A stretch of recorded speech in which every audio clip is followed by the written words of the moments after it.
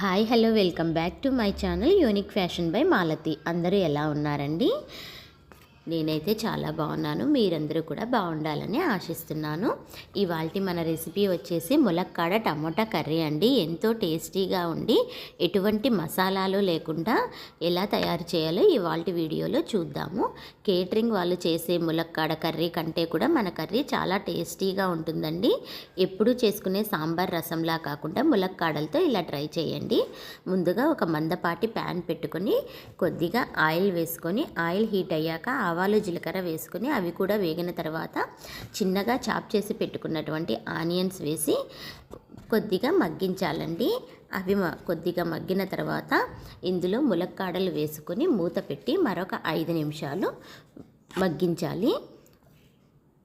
ఒక 5 నిమిషాల తర్వాత ఇందులో నేనైతే ఒక నిమ్మకాయ సైజ్ అంతా చింతపండు నానబెట్టుకొని ఆ చింతపండు పులుసును వేసి ఉడికించాలండి. చింతపండు పులుసులో ములక్కాడ ఉడకడం వల్ల పులుసును పట్టుకొని చాలా టేస్టీగా ఉంటుంది కర్రీ అన్నది. చూస్తున్నారు కదండి. చింతపండు పులుసు పోసిన తర్వాత మూత పెట్టి మరి కొద్దిసేపు ఉడికించాలి. మరొక 5-10 నిమిషాల తర్వాత మూత తీసి ఇందులో టమోటా ముక్కలు యాడ్ చేసి మరి కొద్దిసేపు ఉడికించాలి. తర్వాత ఒక మిక్సీ జార్ తీసుకొని ఇందులో కొద్దిగా కొబ్బరి, తగినంత కారము, వేయించిన ధనియాలు, కొద్దిగా జీలకర్ర ఇవి అన్నీ కలిపి గ్రైండ్ చేసుకోవాలండి. ఇందులోనే ఒక మన సీక్రెట్ ఇంగ్రీడియంట్ ఉందండి. అది ఏంటంటే మినప్పప్పు, శనగపప్పు, అవిసె గింజలు 3 సపరేట్గా ప్యాన్లో డ్రై రోస్ట్ చేసి పెట్టుకోవాలండి. ఇది స్టోర్ చేసుకోవచ్చు. ఇలాంటి కర్రీస్కి ఇది చాలా టేస్ట్ని ఇస్తుందన్నమాట. అవిసె గింజల గురించి ఇంకా చెప్పాల్సిన పని లేదు కదండి. అది హెల్త్కి ఎంత మంచిదో చూస్తున్నారు కదా. ఇలా మెత్తటి పౌడర్ చేసి పెట్టుకోవాలి.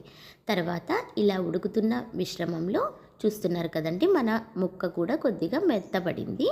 ఇప్పుడు ఇందులో మనం గ్రైండ్ చేసినటువంటి పౌడర్ వేసి మరొక 5 నిమిషాలు బాగా ఉడికించాలి. ఇప్పుడు ఇందులోనే కొద్దిగా పసుపు, తగినంత ఉప్పు అన్నీ వేసి బాగా కలిపి ఉడికించాలండి.